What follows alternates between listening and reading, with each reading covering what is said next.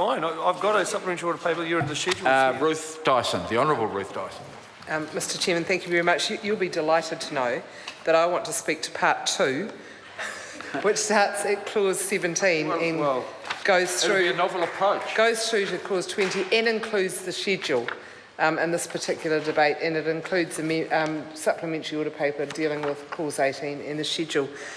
As you quite correctly pointed out, Mr Chairman, the main part of this part, the main content of this part, is in relation to the review of the Secretary's decisions and what that involves. And these were changes that the Select Committee took some time to consider, because it's not something that we normally deal with in terms of policy issues, unlike the other matters that have been the subject of the majority of the vote. What I found really interesting when we discussed whether the organisation had an appeal right after the Secretary had made a decision, and this is in relation to Class 3 or Class 4 gambling, whether they could appeal then to the Gambling Commission, how long they had to appeal, what the grounds were.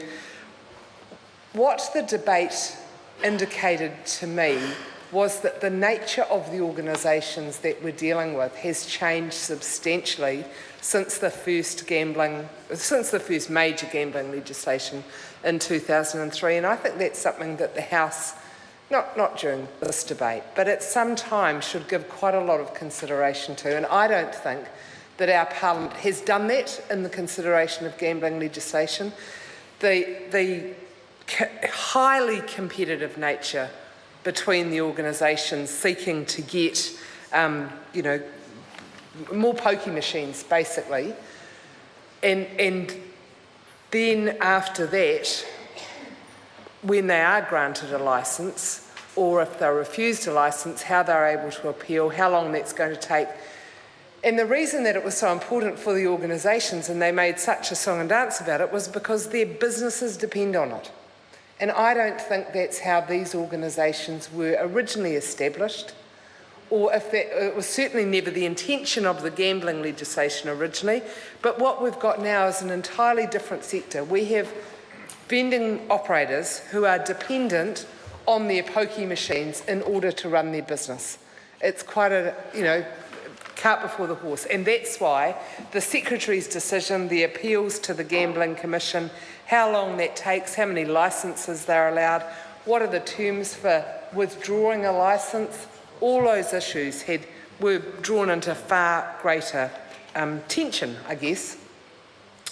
The other issue that became very obvious in relation to this was that the groups who now get pokie money, and all the electorate MPs in the House would be very familiar with their organisations that every year apply for pokie money and are dependent on it.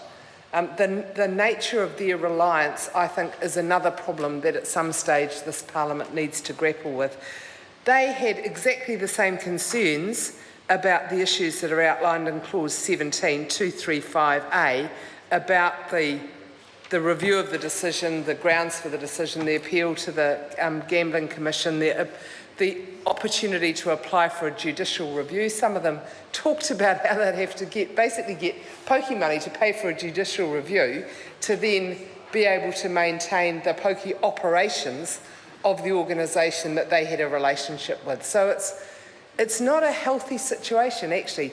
This deals with the nuts and bolts of the operation. It doesn't deal with the fundamental policy questions about whether we think that having gambling that does public health damage should drive dependency of very good, worthy community and voluntary organisations, to the point that in this clause they were so anxious about the rigidity or the rigour of the licence issuing and the appeal process, not because of wanting to have integrity in the gambling system, but because of the potential harm that would do to them either as a vendor running their business dependent on gambling money, or one of our really great community and voluntary sector organisations that is dependent on the pokey money for their survival. So while we looked at these provisions in Clause 17 originally as just a, well, this is how, Mr Chairman. The Honourable Ruth Tyson. While we looked at the provisions in Clause 17 originally as just, this is just a standard process, how you would go through this. Of course, you need a proper process to have licence issued. You need a proper appeal process if there's some concern about their behaviour, and all those rules in both Class 3 operators licences and Class 4 operators licence or Class 4 venue licence are clear in here. What we learnt during our debate on this clause was entirely different. It was about the changing nature of the organisations that run pokies, the huge competition that there is now, and of course with more and more local authorities taking the opportunity to have sinking lid policies on their pokey machines, that heightens the tension, the inability of organisations to move their operation from one part of a city or town to another. All those issues came up during this process. So, Mr Chairman, I think that we did good work in considering this. I think that the small changes that we've made in these provisions, you'll notice, Mr Chairman, we made small provision right at the start of Clause 17 and in 17A, and then a deletion in Clause 19 and 378, and then very minor changes in the schedule. I think the changes were good. But what it has left open, and I would again urge consideration by Parliament at a future... The Minister himself has always been interested in big policy issues. He might want to instigate a cross-party forum discussion for the issues that are not dealt with specifically in the legislation, but were debated because they were generated by the provisions in Part 2. And that is how different the organisations are now that run these machines, how the competitive nature, the licensing regime that we're discussing in this provision, plus the sinking lid policy of the TLAs, have combined to make it, a pretty hostile environment, actually. Certainly very finance-driven. And then the other concern that I have, which is the total dependence of groups on pokey money. I don't think that's a good environment for whether it's the Surf Lifesaving Club or the local kids rugby or netball or whatever it is. There's hundreds of examples where they are dependent on pokey money. I think those bigger issues need to be debated as we go forward. They were generated absolutely as a result of the specificity of the issuing of the licences, of the appeal procedure, and, as I said, of the provisions that are in Clause 17.2, I think. Sorry, maybe 17.3 for the judicial review. The bigger issues, I think, need to be debated, and I'd offer the Minister a gentle challenge. I think that this Parliament is up to that debate. I think the members of the Select Committee would be happy to assist with it, and I think it's something that if we're going to make good progress on gambling legislation in the future, those are hard issues that need to be tackled.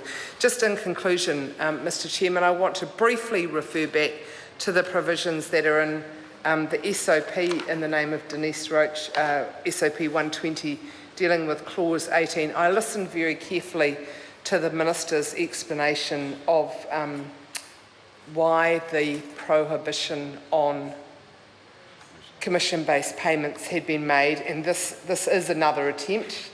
Your consideration early on is exactly right, but I think the Minister is unusually, for him, dancing on the head of a pin.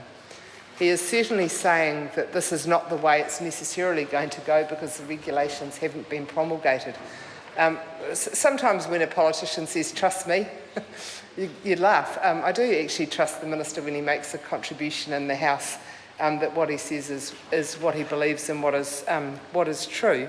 But I don't think that this is a small issue, and I want to have more confidence, even though I do have that trust in him, that it hasn't been made yet. It doesn't mean it's not going to be made. And the fact that is now available option remains the biggest consideration of the select committee that heard it, and I think of Parliament as a whole, certainly of the overwhelming numbers of submitters. Mr Chairman, I think that this part 2, minor though it may seem in terms of the policy issues that it contains, leads us to the need for much bigger policy debate.